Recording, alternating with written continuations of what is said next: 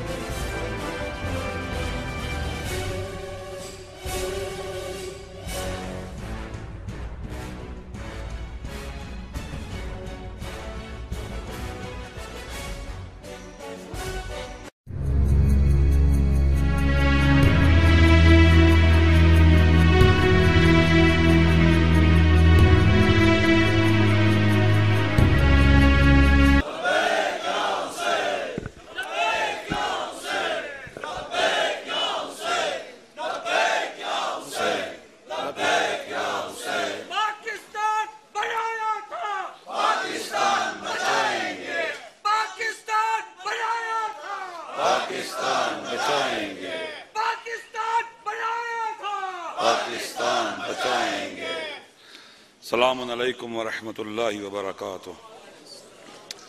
اعوذ باللہ من الشیطان الرجیم، بسم اللہ الرحمن الرحیم۔ قال موسیٰ لقومہ استعینوا باللہ واصبروا ان الارض للہ یورثها من یشاء من عبادہ والعاقبۃ للمتقین۔ آغاز سخن میں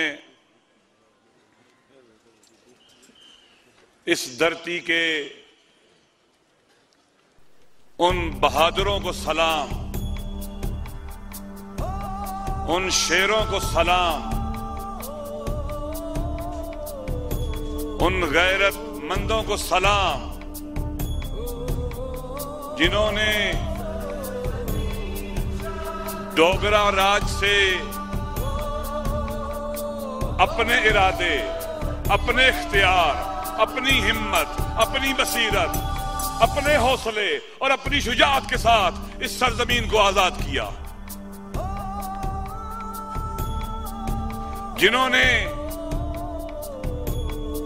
اس سرزمین کو ڈوگرا راج کے ناپاک وجود سے پاک کیا، ان کو سلام، جن کی رگوں میں آزادی اور حریت کا خون دوڑتا تھا، جن کی رگوں میں عزت اور شرافت کا خون دوڑتا تھا، جنہوں نے ایک لحظہ آرام نہیں کیا، چین سے نہیں بیٹھے جب تک اس خطے کو ڈوگرا راج سے آزاد نہیں کرا لیا۔ آپ کو سلام، جن کے حوصلے پہاڑوں کی طرح بلند ہیں، جن کے عزم و ارادے بہت مضبوط ہیں، ان کو سلام جو اسلام سے عشق کرنے والے ہیں، دین سے عشق کرنے والے ہیں، جو رسول خدا کے پیروکار ہیں، آل رسول سے محبت کرنے والے اور ان سے عشق کرنے والے ہیں، اور رسول خدا کے سچے ساتھیوں کے نام پر اپنی جان فدا کرنے والے ہیں۔ آپ پر سلام۔ آپ صبح سے یہاں پر تشریف فرما ہیں۔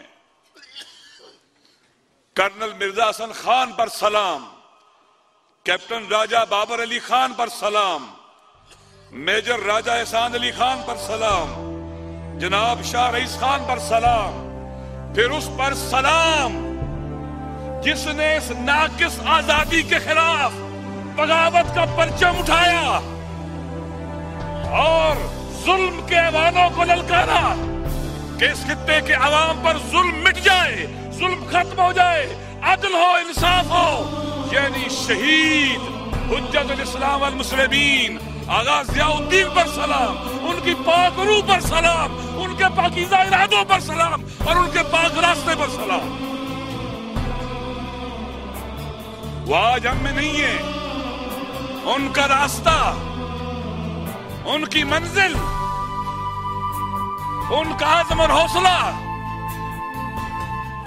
وہ عظیم شجاعت کا مینارہ، وہ عظیم انسان جس نے اپنے راستے کی سچائی کی گواہی اپنے خون سے دی ہے،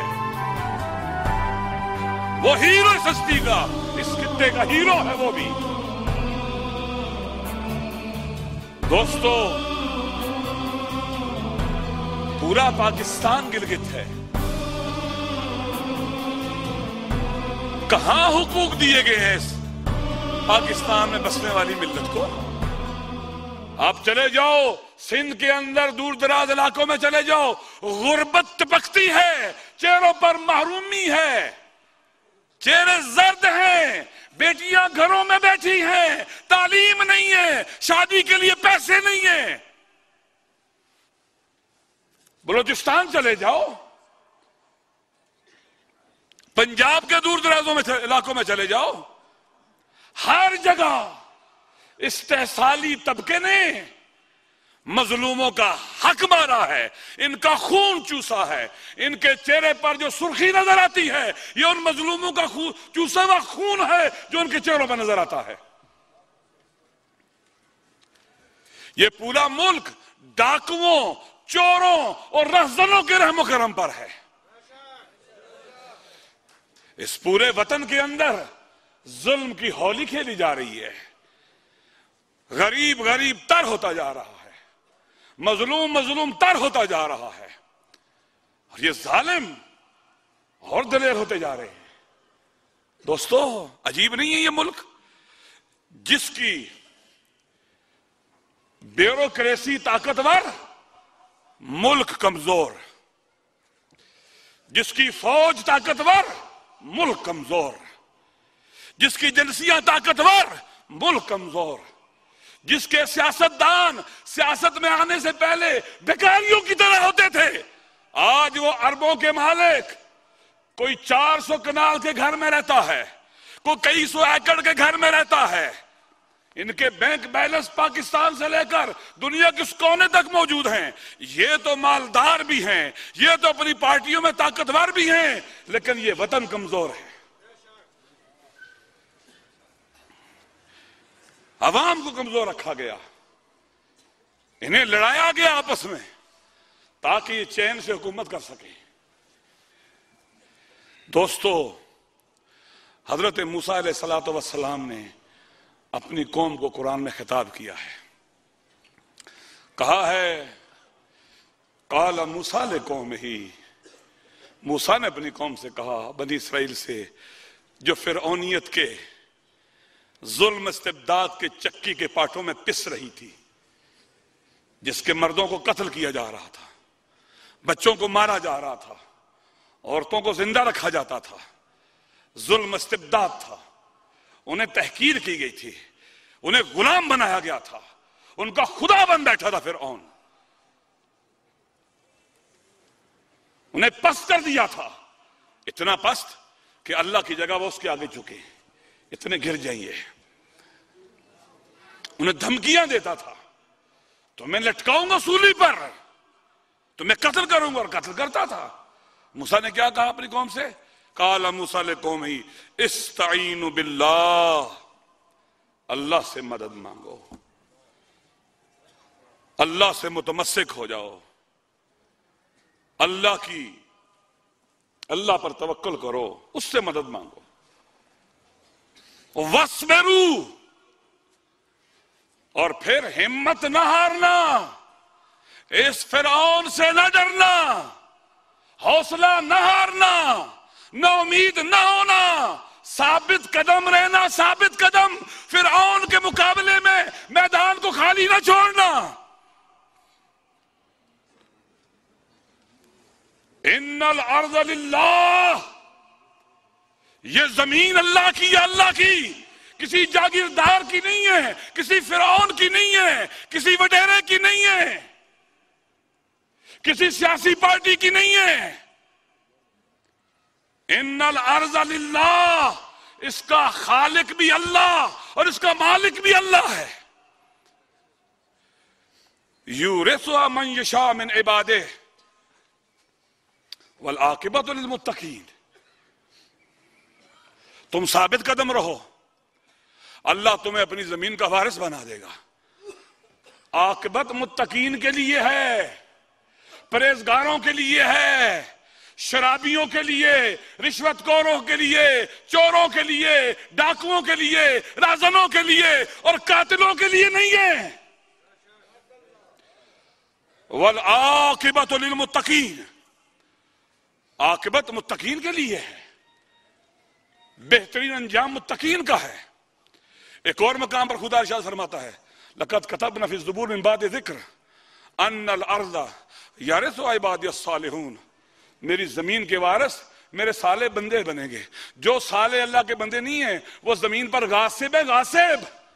انہیں حق کی حکومت اللہ نے نہیں دیا ہے غاصبوں کو، اللہ نے صالحین کو حق کی حکومت دیا ہے زمین پر،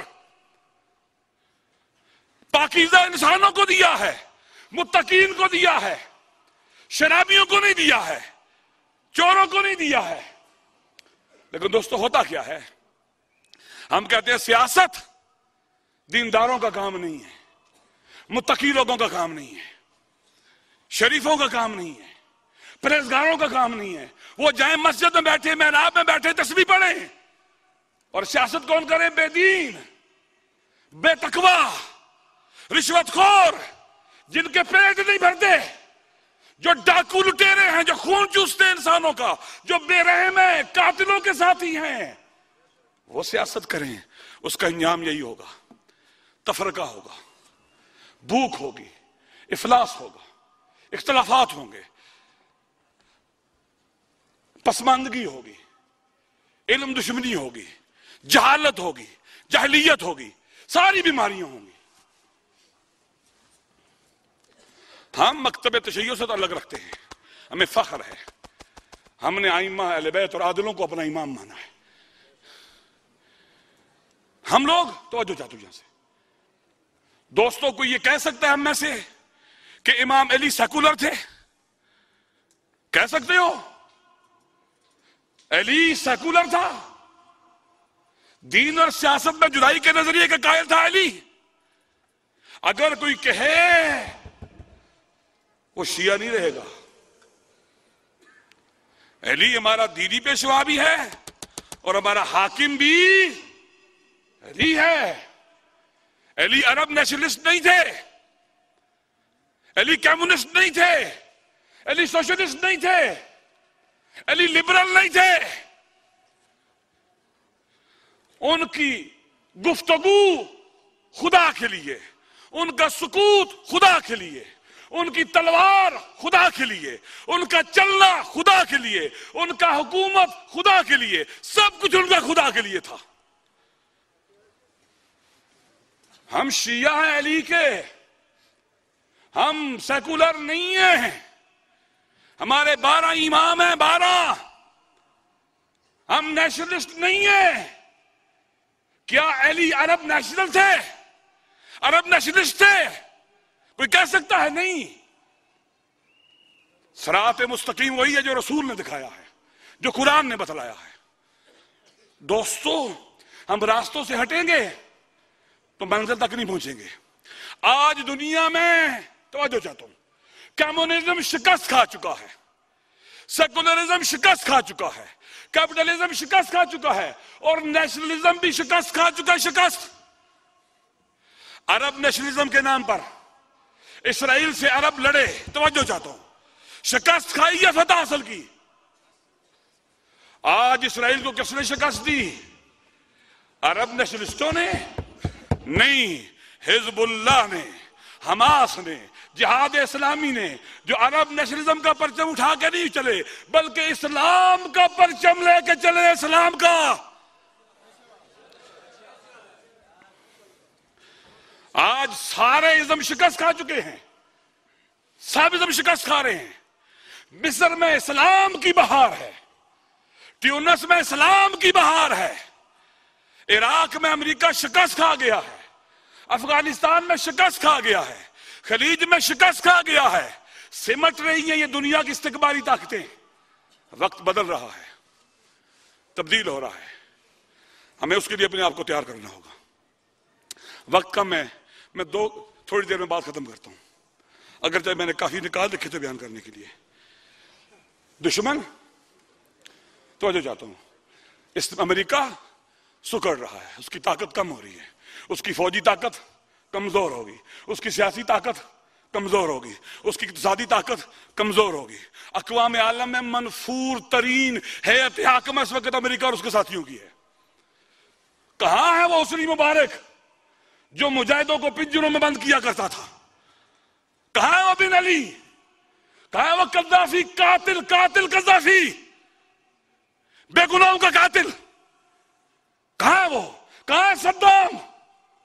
اللہ مشغل الظالمین بالظالمین، خدا ظالموں کو ظالموں سے لڑا دے. یہ ہمارے چوتھے امام کی دعا ہے. اللہ مشغل الظالمین بالظالمین، خدا کبھی اپنے دین کا کام فاسقوں اور فاجروں سے بھی لیتا ہے، فاسقوں اور فاجروں سے بھی. عالمی استکبار کہ اس عمارت کے اندر دراڑیں ہیں، وہ گر رہا ہے. یورپ کا ڈکلائن شروع ہے. باری کس کی ہے؟ ایشیا کی ہے. توجہ چاہتا ہوں، ایشیا کی باری ہے، ایشیا کی. ایشیا نے دنیا کو لیڈ کرنا ہے. ایشیا دنیا کا رچ ترین کنٹیننٹ ہے، ہر حوالے سے، ریسورسز کے حوالے سے، افرادی قوت کے حوالے سے، سکلڈ مین پاور کے حوالے سے، ہر لحاظ سے ایشیا. چائنا ایشیا میں، جاپان ایشیا میں، ملیشیا ایشیا میں، مشرق وسطی ایشیا میں، تیل کے ذخائر، گیس کے ذخائر، انرجی کے سب سے بڑے ذخائر ایشیا میں، اور سب سے بڑی افرادی قوت اور منڈی بھی ایشیا میں. اس وقت دنیا کو لیڈ کرنا ہے ایشیا نے. اور ایشیا، چائنا کے پاس اقتصادی طاقت ہے، آئیڈیالوجی نہیں ہے. انڈیا کے پاس ممکن ہے اقتصادی طاقت ہو، آئیڈیالوجی نہیں ہے. جاپان کے پاس اقتصادی طاقت ہے، آئیڈیالوجی نہیں ہے. آئیڈیالوجی کس کے پاس ہے؟ اسلام کے پاس. اسلام کی رہبری کا زمانہ آنے والا ہے. اسلام کا تمام ازم شکست کھا رہے ہیں، اور ہمارا دشمن کیا چاہتا ہے؟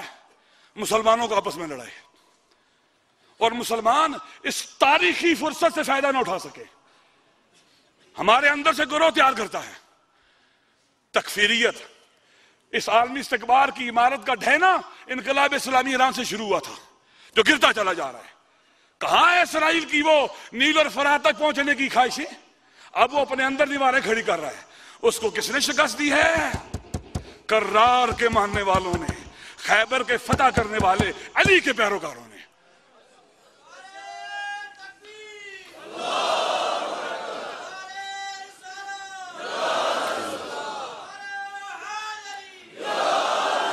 آج حماس کے پیچھے کون کھڑا ہے؟ حماس عرب نیشنلسٹ کھڑے ہیں، عرب شہنشاہ اس کے ساتھ ہے؟ نہیں، علی کے ماننے والے حماس کے ساتھ کھڑے ہیں. ابی الفضل عباس با وفا کے وفادار پیروکار ان کے ساتھ کھڑے ہیں. جہاد اسلامی کے ساتھ کون کھڑا ہے؟ علی کے ماننے والے کھڑے ہیں. مصر نے تو راستے ہی بند کیے ہوئے تھے. عرب حکمران اور شہنشاہ، یہ امریکی پٹھو، یہ امریکی دسترخوان پر پلنے والے خنزیر اور بے غیرت حکمران، یہ تو بیچنے والے دین بھی، ایمان بھی، اور ملتوں کو بھی بیچنے والے ضمیر فروش حکمران. یہ ان کے ساتھ نہیں ہے. ان کے ساتھ کون ہے؟ علی کے ماننے والے ہیں. تو ہم جان اسلام سے کہتے ہیں ہمارے اندر بڑا پوٹنشل ہے اسلام کی خدمت کا. ہم اہل سنت کی بھی خدمت کرنے والے ہیں. ہم ہر مظلوم کے حامی، ہر مظلوم کے. ہمارے شہید قائد عارف الحسینی نے کہا تھا ہم ہر ظالم کے دشمن ہیں، خواہ وہ شیعہ ہی کیوں نہ ہو. ہر مظلوم کے حامی ہیں، خواہ وہ کافر ہی کیوں نہ ہو. تکفیر، کس کی تکفیر؟ علی کے ماننے والوں کی. عجیب نہیں ہے؟ جو علی کو امام مانے وہ کافر، جو امام ابو حنیفہ کو امام مانے وہ مسلمان. جبکہ امام ابو حنیفہ کے استاد کون ہے؟ امام جعفر صادق علیہ السلام.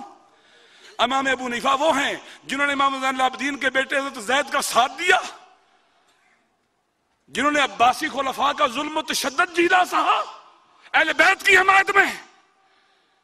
اہل بیت کا ساتھ دینے میں مشکلات جھیلی، جیل گئے. دوستو علی کے ماننے والے، ہم مظلوموں کے، بشریت کے، انسانیت کے خدمت گزار ہیں. ہم اس امام کے ماننے والے ہیں. کرپشن کی بات ہو رہی تھی. جو علی کا ماننے والا کرپٹ ہو وہ علی کا ماننے والا نہیں ہے، وہ شیطان کا ماننے والا ہے. شیطان کا.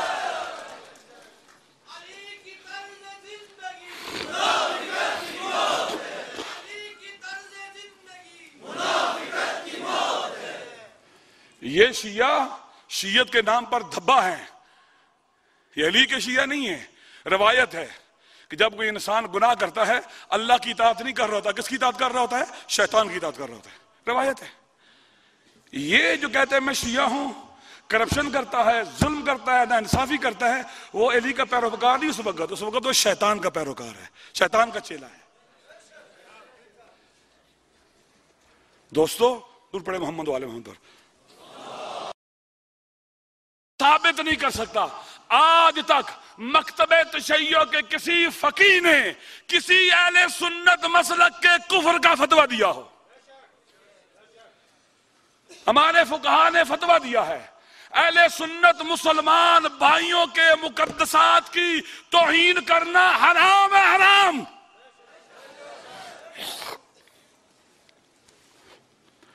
ہمارے علماء بزرگان بابصیرت ہیں، وہ خون کے دریا سے گزر کر یہاں تک پہنچے ہیں. تاریخ میں یزیدیت کے مقابلے میں رہے.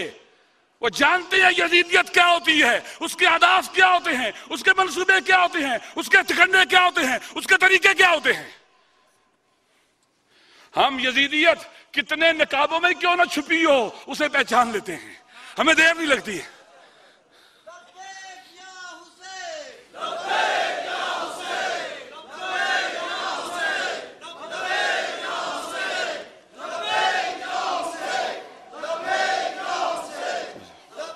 وقت کم ہے بس دوستو.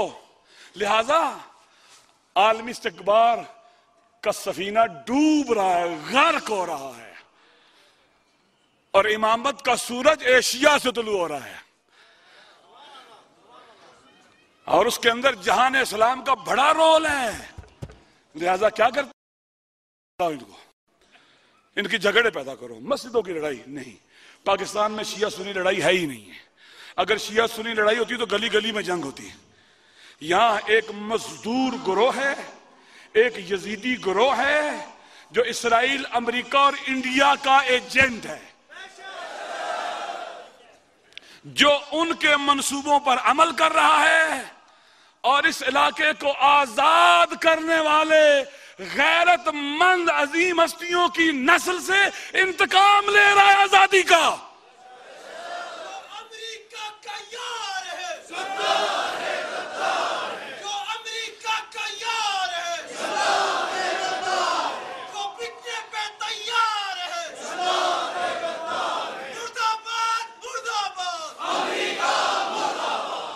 ہمارے اندر کربلائی صبر ہونا چاہیے.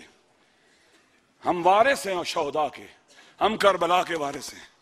آزادی ہماری میراث ہے، حق ہماری میراث ہے، سچ ہماری میراث ہے، وفا ہماری میراث ہے، پاک دامنی ہماری میراث ہے، عفت ہماری میراث ہے. غرض یہ کہ تمام انسانی فضیلتیں ہماری میراث ہے، جنہیں کربلا کے میدان میں ہمارے ائمہ اور شہداء کربلا نے اپنے خون سے حیات اور زندگی دی ہے. ہمیں ان کی پاسداری کرنی ہے. وحدت شیعہ سنی کے درمیان ایک نعرہ نہیں ہے، ایک اصل ہے. اصل امام خمینی کا فتویٰ تھا اگر شیعہ جائیں حج پر اور کمروں میں نماز جماعت اقامہ کریں اور اس نماز جماعت میں شریک نہ ہوں جو حرم کے اندر ہو رہی ہے، ان کی نماز باطل ہے. باطل.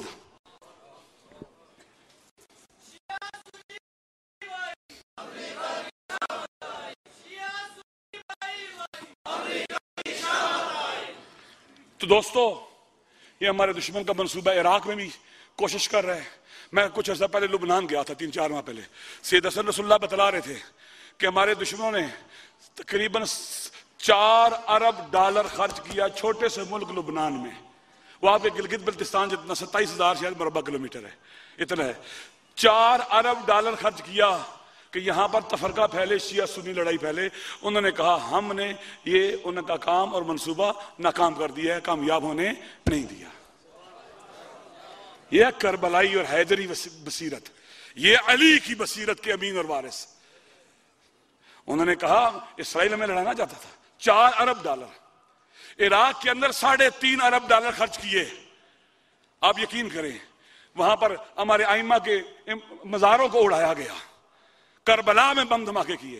اگر ہمارے وہاں کے علماء فتویٰ دیتے نعوذ باللہ من ذالک کہ اٹھو سنیوں کے گھروں پر حملہ کرو، وہاں کتنی قتل و غارت ہوتی؟ نہیں. ہمارے علماء نے برداشت کیا، ہمارے ائمہ کے مزار ہواؤں میں اڑا دیے گئے، ہمارے زرداری کے جلوسوں پر حملے ہوئے، کربلا میں بم بلاسٹ ہوئے، بغداد میں، بصرہ میں، پورے عراق کے اندر. لیکن علماء نے کیا کہا؟ یہ سنی کا کام نہیں ہے، یہ شیعہ اور سنی کا دشمن ہے جو یہ کر رہا ہے.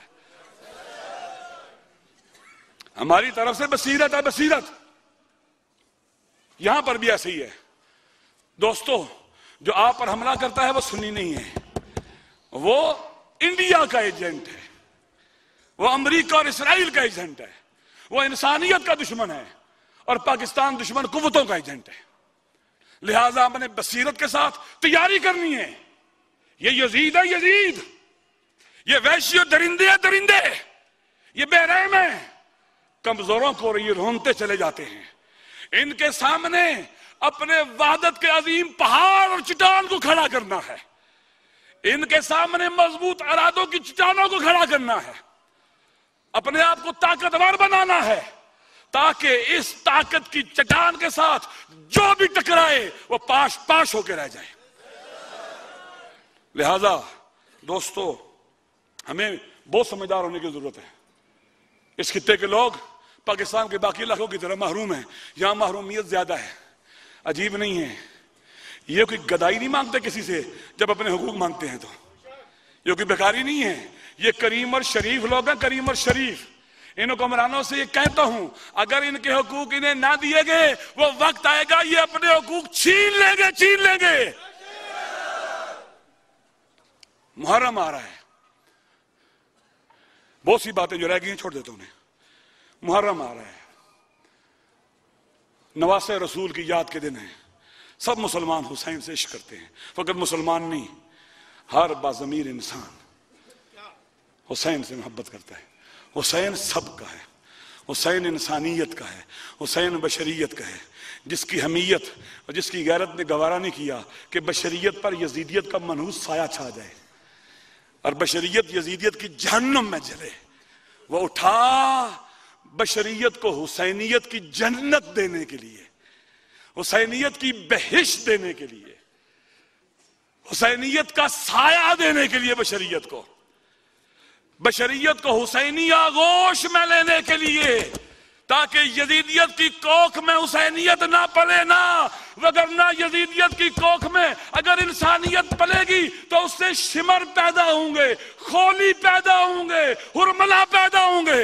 اگر حسینیت کی کوکھ اور آغوش میں پلیں گے عباس پیدا ہوں گے، حبیب پیدا ہوں گے، مسلم پیدا ہوں گے، علی اکبر پیدا ہوں گے.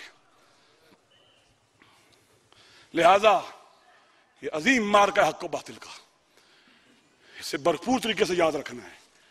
یہ وہ سرخ لکیر ہے جو حق اور باطل کے درمیان ہے، سچ اور جھوٹ کے درمیان ہے، نیکی اور بدی کے درمیان ہے، شیطان اور خدا کے درمیان ہے. اسے زندہ رکھنا ہے، خون بھی دینا پڑے تو زندہ رکھنا ہے. اس سرخ لکیر کو جو حسین نے کربلا میں حیوانیت اور انسانیت کے درمیان کھینچی تھی، جو حق اور باطل کے درمیان کھینچی تھی، زندہ رکھنا ہے. لیکن دوستو کیا ہونا چاہیے؟ گیپ آف کمیونیکیشن ختم کرنا چاہیے. ہماری مجالس ایسے ہوں جس میں ہر مکتب فکر کا آدمی آ سکے. سب کو حسین کی ضرورت ہے، ہر ایک کو حسین کی ضرورت ہے. جسے عدالت چاہیے اسے حسین چاہیے، جسے علم چاہیے اسے حسین چاہیے، جسے سچائی چاہیے اسے حسین چاہیے، جسے پاکیزگی اور طہارت چاہیے اسے حسین چاہیے، جسے بہادری چاہیے اسے حسین چاہیے. جو بھی فضیلتیں انسان چاہتا ہے وہ حسین کے دامن سے ملیں گے. آؤ حسین کے حرم کو اور بارگاہ کو ایسا بنائیں جہاں ہر انسان آ سکے، جائیں فقط جلسوں تک نہ رہیں، اٹھیں اپنے گلی محلوں میں اپنے اہل سنت بھائیوں سے ملیں، ان کے ساتھ رابطہ برقرار کریں، غلط فہمیاں دور کریں۔ یہ ہمارا تجربہ ہے۔ لال مسجد کے امام جماعت، امام جمعہ عامر صدیق صاحب چند دن پہلے ملنے آئے تھے، ہم ان سے ملے تھے، وہ یہ کہہ رہے تھے وہ امکان تھا کہ وہ ہمارے ساتھ بھی یہاں آئیں لیکن بعض وجوہات کی وجہ سے نہیں آ سکے۔ وہ ہمیں ملنے کے بعد انہیں پتہ چل گیا کہ علی کے ماننے والے موحد ہیں، مشرک نہیں ہیں، اور بہترین توحید علی کی ہے، علی کی، جس نے فقط اللہ کے سامنے سر جھکایا، کسی بت کے سامنے سر نہیں جھکایا۔ وہ موحد ہے ہمارا امام۔ تو دوستو مل جائیں لوگوں کے ساتھ، فاصلے نہ پیدا کریں۔ یہاں پر آخری بات کر کے ختم کرتا ہوں۔ دوستو علماء بھی ہیں، سیاسی طبقہ بھی ہے، میرا خود تعلق ہے، میں اتفاقاً دینی طالب علم بھی ہوں لیکن سیاسی خاندان سے بھی تعلق ہے۔ میرے چچا جب پاکستان بنا، پاکستان کی مرگ بھی پاکستان کی اسمبلی کے ممبر تھے، رہے ہیں، فوج میں بھی رہے ہیں۔ لیکن دوستو میں سیاستدانوں کو بھی گھر سے جانتا ہوں، علماء کے بھی گھر کا ہوں۔ افسوس کے ساتھ کہنا پڑتا ہے جب دہشت گردی ہوتی ہے، فرقہ وارید ہوتی ہے، اسے علماء کے لیے چھوڑ دیجئے، جائیں ہینڈل کریں۔ کیوں آپ کیوں نہیں جاتے؟ ہم نے تو لوگوں سے ووٹ مانگنے ہیں، ہم نے تو سیاست کرنی ہے، ہم نے اس میدان میں آنا ہی نہیں ہے۔ عجیب، لوگ قتل ہوں، دہشت گردی ہو، آپ کی سیاست اس خطرے میں پڑتی ہے۔ علماء آگے جائیں اور وہ ان چیزوں کو فیس کریں۔ یہ کیوں نہیں ہوتا کہ علماء اور سیاستدان مل کر ہاتھوں میں ہاتھ دیں اور اس دہشت گردی کے ناسور کو جڑ سے اکھیڑ پھینکیں؟ ریاست کی طاقت آپ کے پاس ہو، حکومت آپ کے پاس ہو، اختیارات آپ کے پاس ہو، پولیس آپ کی، فوج آپ کی، ایجنسیاں آپ کی، علماء کے پاس کیا ہے؟ لہذا مجھے علماء سے بھی یہ کہنا پڑے گا کہ اگر ہم اتنا زیادہ عرصہ اس محراب میں بیٹھے رہے اور یہ کرسیاں ان کے لیے چھوڑیں جن کے دل عوام کے لیے نہیں دھڑکتے، جو عوام کا درد محسوس نہیں کرتے، تو یہ درد ناسور بن جائے گا، ناسور۔ اٹھیں، محرابوں سے اٹھیں اور اسمبلی کو بھی مسجد اور محراب بنا ڈالیں تاکہ وہاں سے بھی ہم حرب کریں، جنگ کریں، لڑائی کریں۔ کس سے؟ کرپشن سے، رشوت سے، جہالت سے، ظلم سے، استبداد سے، دہشت گردی سے، تاکہ وطن امن کا گہوارہ بنے، چمن بنے، گلستان بنے، اور انشاءاللہ ضرور بنے گا، کیونکہ ہم نے کون سا نعرہ لگایا ہے؟ لبیک یا حسین۔ جشن آزادی کنونشن کے انعقاد کرنے والے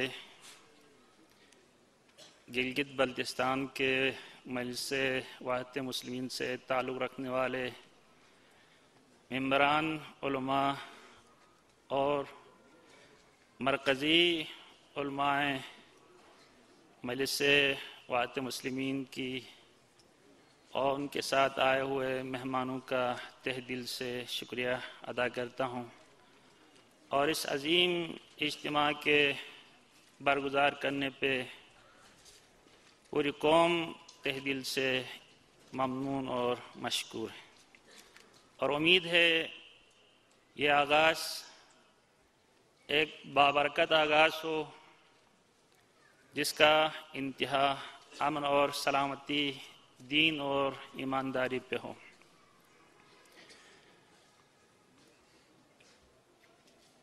1947 میں پاکستان معرض وجود میں آیا، اور پاکستان معرض وجود میں آنے کا ایک ہی مقصد تھا کہ علامہ اقبال نے، مفکر پاکستان نے یہ فکر دی تھی، دو قومی نظریاتی فکر، کہ بر صغیر کے اندر اگرچہ کافی مدت عرصہ مسلمانوں کی حکومت رہی تھی، وہاں کے مغل شاہان اسلام سے تعلق رکھتے تھے، اس کے بعد انگریزوں کی حکومت آئی، مسلمان رہ رہے تھے ہندوؤں کے ساتھ اور دیگر ادیان کے ساتھ، لیکن اس کے باوجود مفکر پاکستان علامہ اقبال رحمۃ اللہ علیہ نے یہ فکر دی کہ بر صغیر کے مسلمانوں کے لیے اپنی اسلامی معیار کے مطابق زندگی گزارنے کے لیے الگ ملک کی ضرورت ہے۔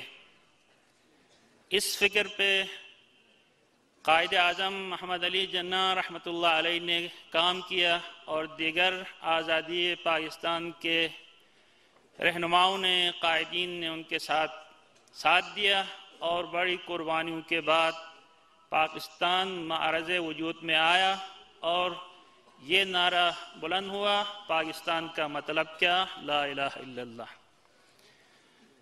اور گلگت و بلتستان کی آزادی پاکستان کی آزادی کے بعد معرض وجود میں آئی ہے، اور گلگت و بلتستان ڈوگرہ راج سے آزاد ہونا، اور قائدین اور رہنماؤں نے یہ سوچا اس وقت جب پاکستان اسلام کے نام پہ معرض وجود میں آیا، اس کے بعد یہاں کے رہنماؤں کو بھی یہ فکر اور یہ سوچ آئی کہ ہمیں بھی ایک اسلامی آزادی کے ساتھ زندگی گزارنے کی ضرورت ہے، لہذا ایک ایسا علاقہ وجود میں آ جائے جس میں مذہبی آزادی ہو۔ اب یہ جو پاکستان آزاد ہوا ہے یا گلگت و بلتستان آزاد ہوئے ہیں، یہ آزاد صرف اور صرف اسلام کے نام پہ آزادی حاصل کی گئی ہے، اور آج پاکستان میں ہر قسم کی آزادی ہے لیکن مذہبی اور اسلامی آزادی نہیں ہے۔ ہر قسم کی آزادی ہے، مذہبی آزادی پہ پابندی ہے۔ جو جس طریقے سے بھی غلطی کرنا چاہے وہ غلطی کر لیتا ہے، اس سے کوئی روک ٹوک نہیں، لیکن مذہبی آزادی کے اوپر پابندی اور قدغن لگانے کی کوششیں ہو رہی ہیں، اور مذہبی تنظیموں کے اوپر پابندیاں عائد کی جا رہی ہیں۔ یہ صرف اور صرف ملک کو جو آزاد کیا گیا ہے، قائد اعظم نے اور ان کے ساتھ دیگر مسلم لیگ کے رہنماؤں نے اور قائد ہمارے علامہ اقبال نے جو فکر دی ہے، اسلام کے نام پہ فکر دی ہے۔ اب آزادی سے مراد صرف سیاسی آزادی نہیں، آزادی سے مراد جنسی آزادی نہیں، آزادی سے مراد صرف اقتصادی آزادی نہیں، آزادی سے مراد صرف سماجی آزادی نہیں، آزادی کے سب سے مین جو عوام اور پاکستان بننے کی اصل وجہ بنی ہے وہ آزادی اسلامی ہے اور دینی ہے اور مذہبی آزادی ہے۔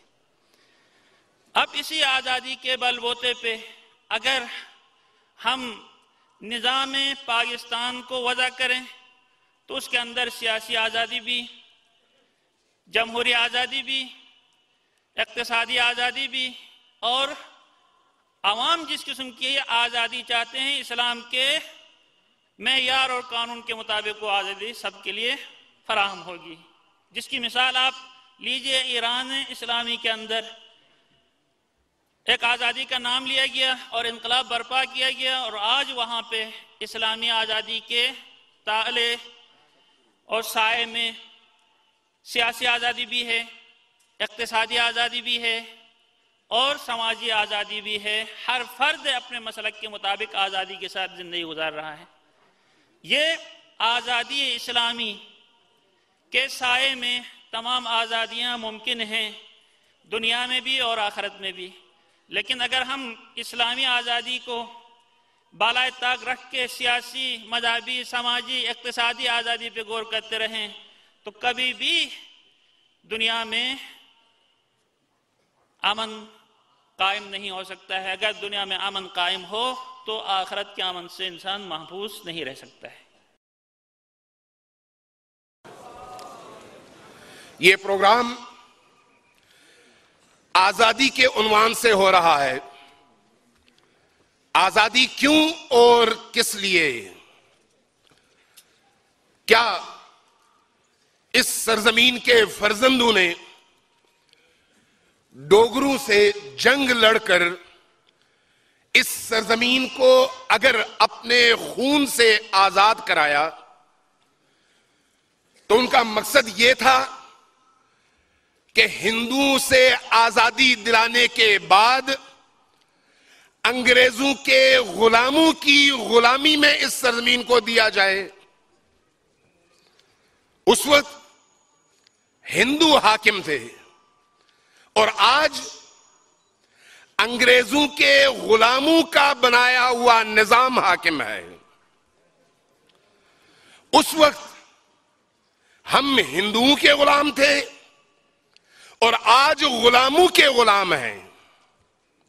وہ غلام جن کی نظر میں نہ اپنی قیمت ہے اور نہ اپنی قوم کی قیمت، وہ غلام جن کی نظر میں اگر کوئی چیز اہم ہے تو وہ صرف اور صرف ان کا پیٹ ہے، چاہے وہ کسی بھی لباس میں ہوں، چاہے انہوں نے بیوروکریسی کا لباس پہنا ہو، چاہے انہوں نے اسٹیبلشمنٹ کا لباس پہنا ہو، چاہے انہوں نے سیاسی لبادے میں اپنے آپ کو چھپایا ہو، چاہے انہوں نے مذہب کا لباس پہن کر مذہب کو قتل کیا ہو۔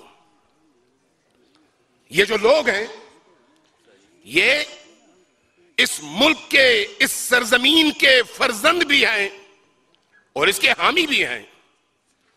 آپ میں سے کوئی ایسا ہے جو یہاں پر قتل و غارت گری چاہتا ہو؟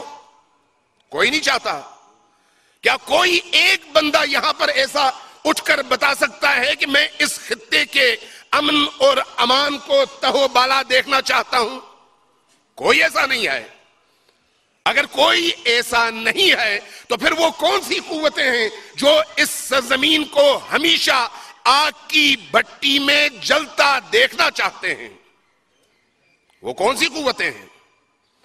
سوال یہ ہے کہ آج جس سطح پر ہم پہنچ چکے ہیں، تعلیمی نظام اس سرزمین کا تباہ و برباد ہے، نقلوں پر گزارا چل رہا ہے، میرٹ کی دھجیاں اڑائی جا چکی ہیں، اس سرزمین میں اقتصاد، تجارت اور بزنس تباہال ہے، تاجر رو رہے ہیں، طالب علموں کی سالیں، طالب علموں کی عمریں ضائع ہو رہی ہیں، تعلیمی اداروں کا معیار گرتا چلا جا رہا ہے، مذہب کے نام پر مذہب کو بدنام مسلسل کیا جا رہا ہے۔ نقصان کس کا ہے؟ نقصان آپ کا ہے، میرا ہے، ہمارے جوانوں کا ہے، ہمارے مستقبل کا ہے، ہمارے فرزندوں کا ہے، اس سرزمین کے بیٹوں کا ہے، چاہے اس کا نام شیعہ ہو یا سنی ہو، چاہے اس کا نام اسماعیلی ہو یا نوربخشی ہو، جو بھی اس سرزمین کا بیٹا ہے اس کا نقصان ہو رہا ہے، اور فائدہ وہ لوگ اٹھا رہے ہیں جو اپنی جیبیں بھر کر یہاں سے چلے جاتے ہیں۔ یہ ایک حقیقت ہے۔ جب یہ حقیقت ہے تو ہمیں سوچنا ہے کہ کون دشمن ہے اور کون دوست ہے۔ ہمیں یہ سوچنا ہے، کیا یہ ہماری بدقسمتی نہیں ہے کہ پورے پاکستان میں بھی ایسا ہے اور اس سرزمین میں بھی ایسا ہے، شراب خور، رشوت خور، کرپٹ اور لوگوں کی جمع پونجی اپنی جیبوں میں بھر کر اپنے بچوں کا مستقبل بنانے والے اور قوم کے فرزندوں کو آگ میں جھونکنے والے معزز ہیں، اور جو لوگ اس قوم کے مستقبل کی سوچتے ہیں انہیں معاشرے سے آؤٹ کرنے کی کوشش کی جاتی ہے۔ کیا یہ حقیقت ہے یا نہیں؟ کون لوگ یہ کر رہے ہیں؟ آپ کو بھی پہچاننے کی ضرورت ہے، عمائدین اور لیڈرز کو بھی پہچاننے کی ضرورت ہے۔ یہ جو مسجدوں کی لڑائی پیدا کرنے کی کوشش کی جاتی ہے، کون کرتا ہے؟ یہ جو شیعہ سنی کے درمیان اختلاف پیدا کرنے کی مسلسل کوشش ہو رہی ہے، یہ کون کر رہا ہے؟ میں ایک سوال پوچھتا ہوں، کیا آج تک تاریخ انسانیت میں جتنی بھی جنگیں ہوئیں ان میں کوئی ہارا، کوئی جیتا؟ ہاں، کچھ لوگ جیت گئے جن کے پیٹ بھر گئے، جن کا بینک بیلنس بنا، لیکن عوام ہمیشہ ہاری ہے، کیونکہ جنگوں سے، نفرتوں سے، فرقہ واریت سے ہمیشہ عوام کو نقصان پہنچا ہے، حکمرانوں کو کبھی بھی نہیں۔ آج آپ اسی سرزمین میں دیکھیں اس فرقہ وارانہ فضا کو پیدا کرنے کے پیچھے کن کن لوگوں کا ہاتھ رہا.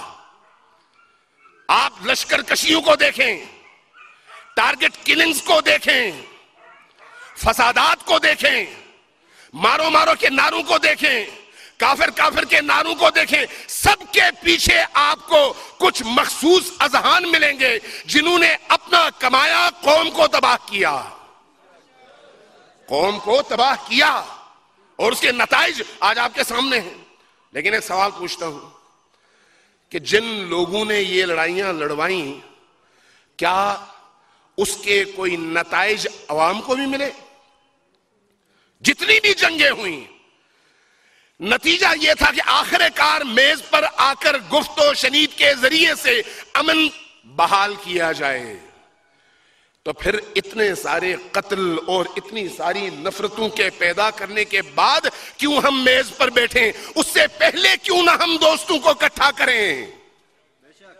جب تمام تر جھگڑوں کے بعد ہم نے دوبارہ بیٹھ کر مذاکرات کرنے ہیں, گفتگو کرنی ہے, اور گفتگو کے ذریعے سے ایک دوسرے کے حقوق کی پامالی کو روکنا ہے, ایک دوسرے کے حقوق کا تحفظ کرنا ہے تاکہ ہماری قوم کو فائدہ پہنچے, تو پھر کون سا ایسا عقل مند ہے جو درجنوں جوانوں سینکڑوں گھروں کو تاراج کرنے کے بعد پھر اس اقدام کے لیے آئے؟ یہاں پر شیعہ بھی بیٹھے ہوئے ہیں, سنی بھی موجود ہیں, اسماعیلی نور بخشی بھی موجود ہیں, مختلف پارٹیوں کے نمائندے بھی موجود ہیں. میں ایک سوال پوچھتا ہوں تمام عمائدین سے. بعض دوستوں نے, بزرگوں نے یہاں پر کہا کہ یہ علماء کرام کی زیادہ بڑی ذمہ داری بنتی ہے.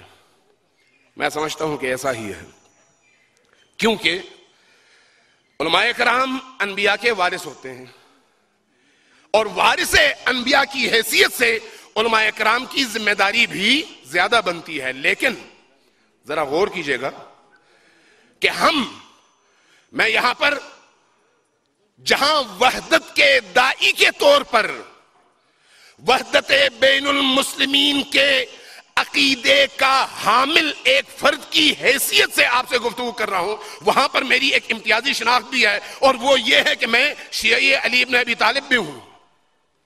جہاں اس سٹیج پر آ کر میرا ایک دیوبندی بھائی, ایک بریلوی بھائی, ایک اہل حدیث بھائی آ کر گفتگو کرتا ہے اور وحدت کی بات کرتا ہے, اتحاد کی بات کرتا ہے, وہیں پر اس کی ایک امتیازی شناخت بھی ہے کہ وہ اپنے مسلک کا پیروکار بھی ہے.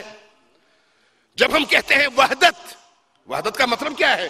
وحدت کا مطلب یہ ہے کہ اپنے مذہب پر پوری طرح سے کاربند رہو, لیکن دوسروں کے عقائد اور مذہب کو نہ چھیڑو.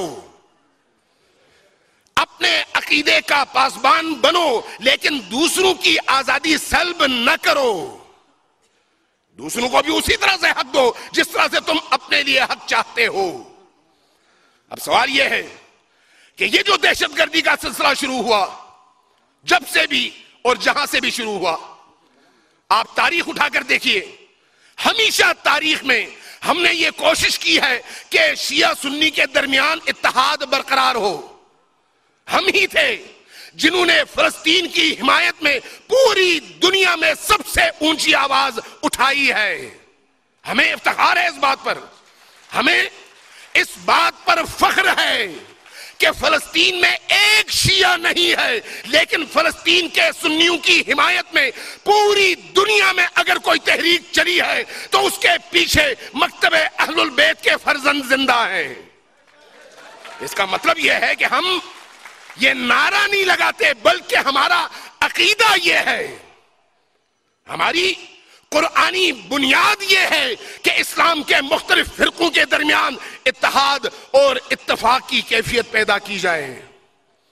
آج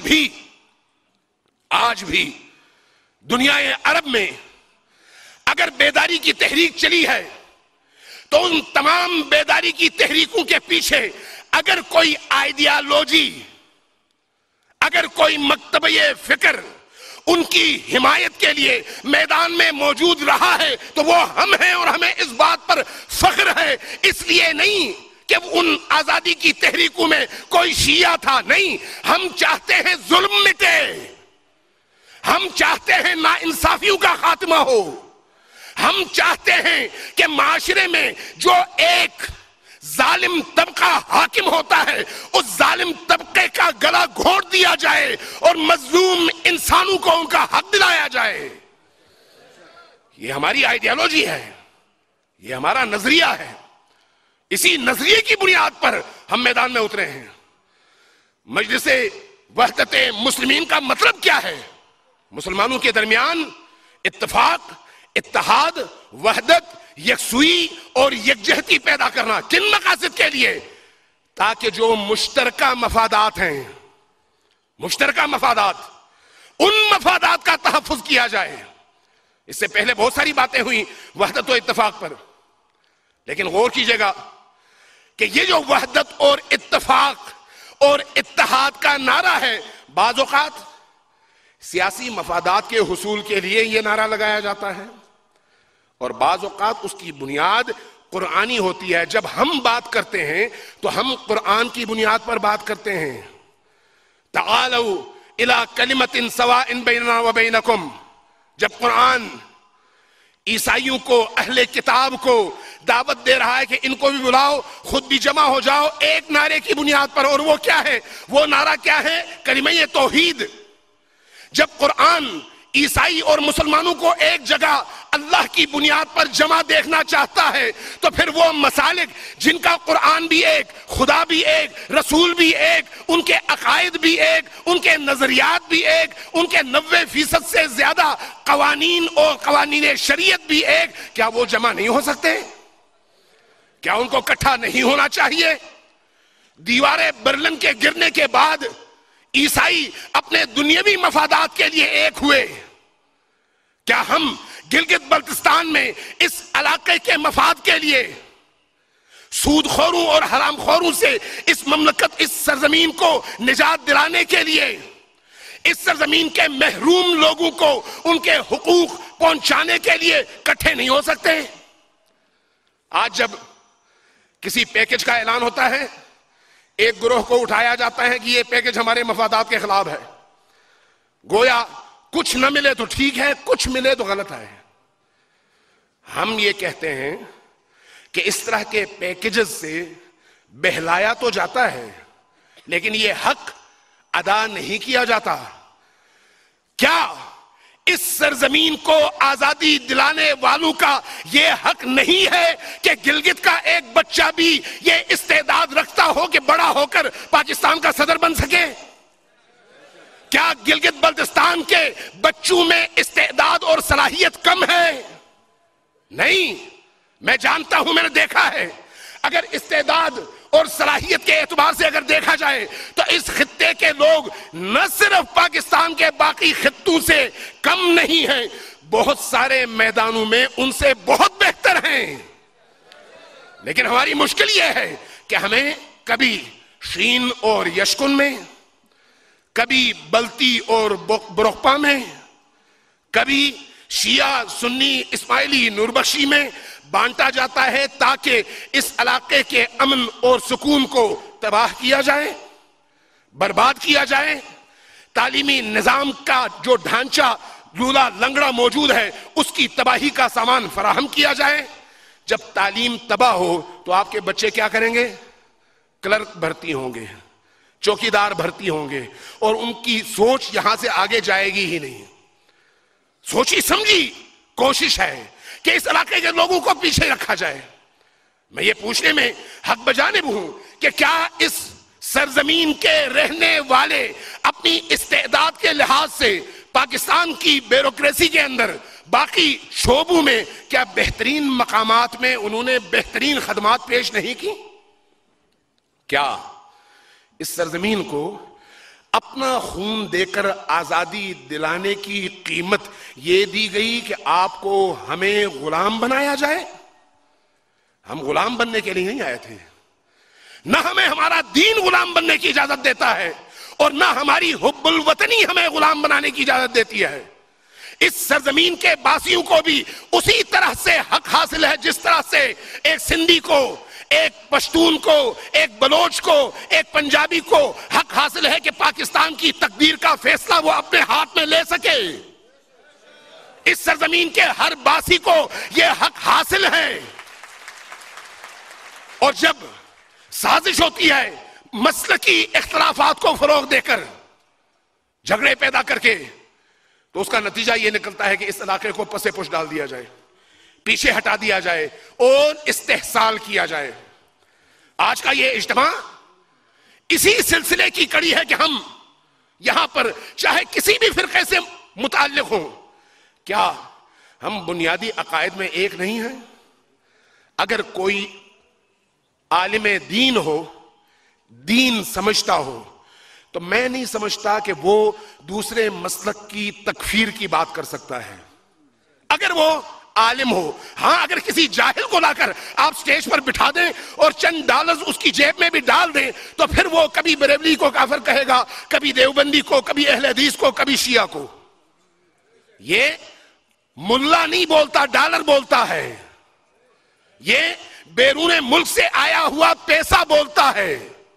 ریمنڈ ڈیوس کے جو انکشافات سامنے آئے ہیں اور جو حقائق آپ کے سامنے مجھے نہیں معلوم ہیں یا نہیں، ان کا ذرا مطالعہ کریں، پتہ چل جائے گا کہ اسی سرزمین میں، اسی گلگت کے اندر امریکیوں نے کیا کیا کوششیں کی ہیں، برطانوی ایجنٹوں نے کیا کیا کوششیں کی ہیں. بعض اوقات ہمارے بعض دوست بڑی سادگی کا شکار ہوتے ہیں کہ انگریز بڑے عادل ہیں. ان سے بڑھ کر نہ کوئی ابلیس ہے نہ کوئی شیطان. اس لیے کہ آج ہمارا حقیقی دشمن جہاں پر ہندو ہے وہیں پر انگریز بھی ہے اور امریکی بھی ہے. اس لیے کہ ہماری دولت ان کے ہاتھ میں ہے. یہاں پر اسی سرزمین میں آپ کے ذخائر پر کس کا قبضہ ہے؟ آپ کے معدنیات پر کس کا قبضہ ہے؟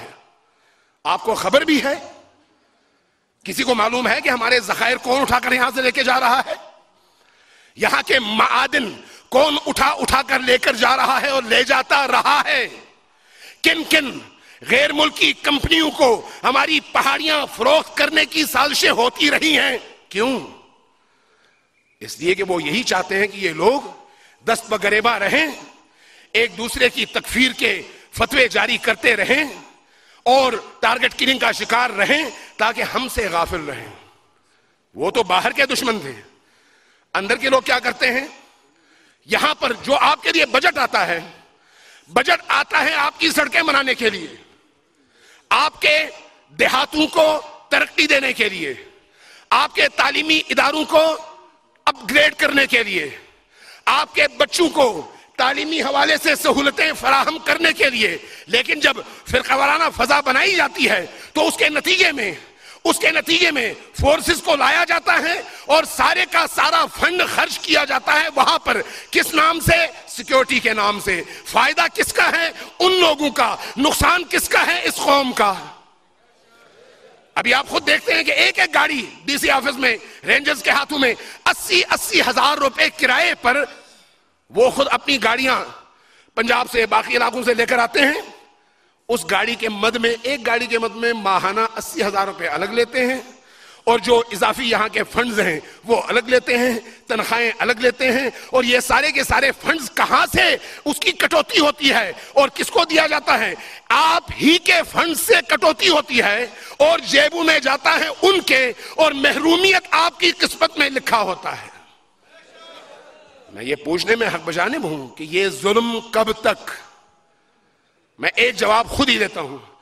جب تک ہمارا اجتماعی شعور بیدار نہ ہو، جب تک ہمارا بچہ ہر جوان، ہر بوڑھا اس نتیجے پر نہ پہنچے کہ ان لڑائیوں کا کوئی نتیجہ نہیں ہے، بلکہ اس لڑائی کے نتیجے میں خسرت دنیا والآخرہ، بے گناہ لوگوں کے قتل عام کی اجازت کس الہی کتاب نے دی ہے؟ سڑک پہ چلنے والے بے گناہ کسی ایسے فرد کا قتل جو بے شک مسلمان بھی نہ ہو، کس کتاب نے دی ہے؟ کس آسمانی صحیفے نے اس کی اجازت دی ہے؟ اس کا مطلب یہ ہے کہ اسلام کا نام استعمال ہو رہا ہے اور در پردہ وہ لوگ ہیں جو اسلام کو بدنام کرنا چاہتے ہیں. ہمیں اس کی طرف شعوری طور پر توجہ دینے کی ضرورت ہے. جب تک ہم شعوری طور پر اس طرف نہ آئیں اس وقت تک ہمارے دشمن اپنی سازشوں میں کامیاب ہوتے چلے جائیں گے. ایک امن کا کاروان شروع ہوتا ہے، امن کی ایک کوشش شروع ہوتی ہے، کہیں پر ایک لفنگا، ایک ایجنٹ ایک گولی چلا دیتا ہے، پورے علاقے کو گولیوں کی گونج میں ڈوبا آپ دیکھتے ہیں، اس کے بعد ساری کی ساری کوششیں سبوٹاج ہو جاتی ہیں. کیوں ایسا ہوتا ہے؟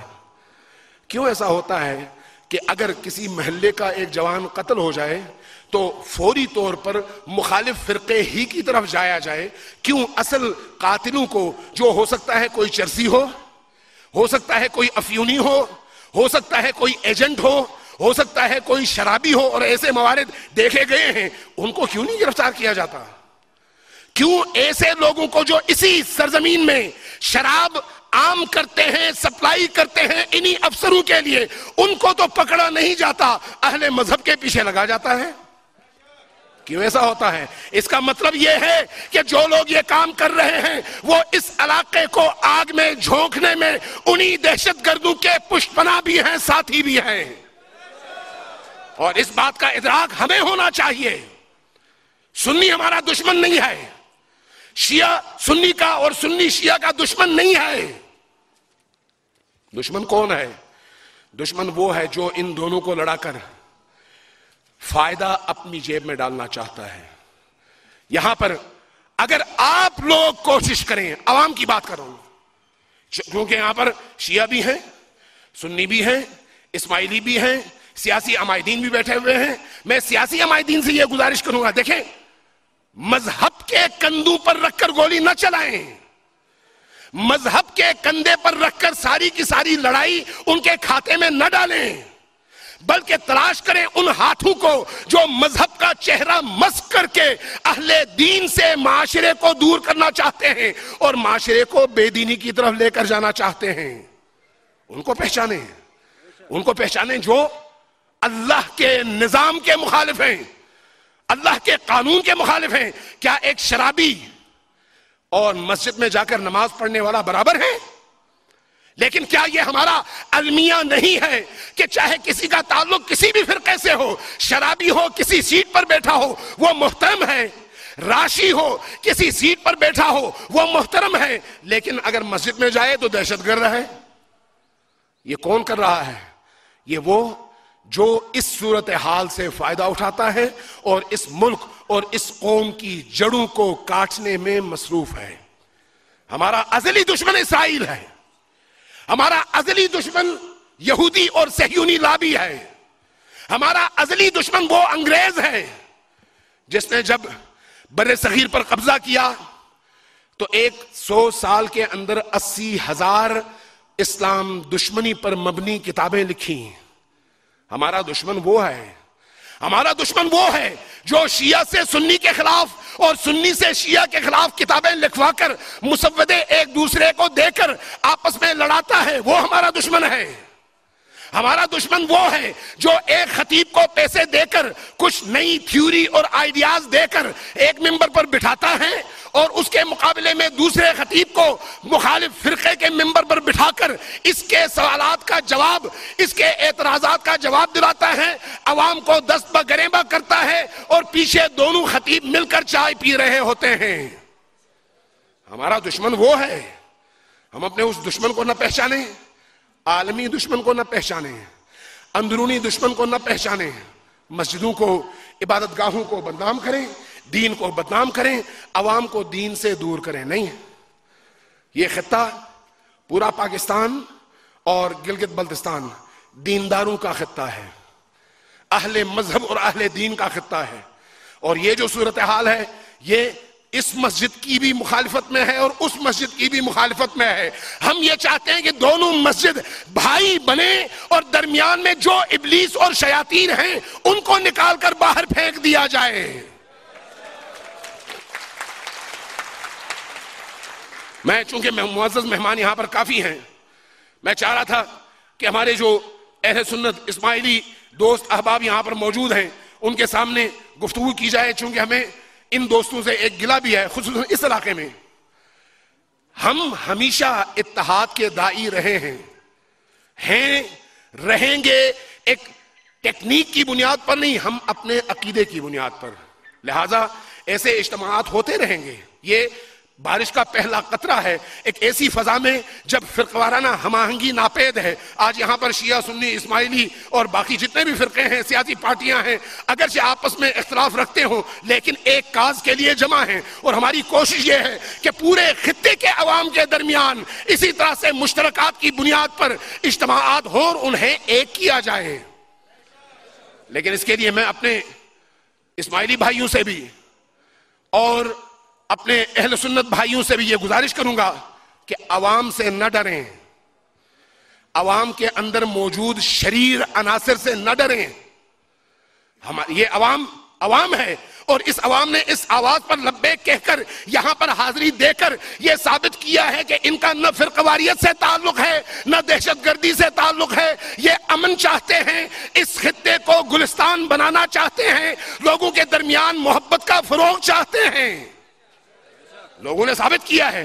آپ بھی جائیں اپنے عوام کے درمیان جلسے رکھیں، پروگرام رکھیں، ہمیں بھی بلائیں، اسماعیلیوں کو بھی بلائیں، ہمارے نوربخشی بھائیوں کو بھی بلائیں، جتنے بھی فرقے مسالک موجود ہیں سب کو بلائیں. سب کٹھے ہو کر عوام کو وہ پیغام دیں جس میں عوام کی، اسلام کی، دین کی بقا ہے، اور اس رستے سے لوگوں کو روکنے کی کوشش کریں جو اس خطے کی تباہی پر منتج ہوتا ہے. والسلام علیکم ورحمۃ اللہ وبرکاتہ.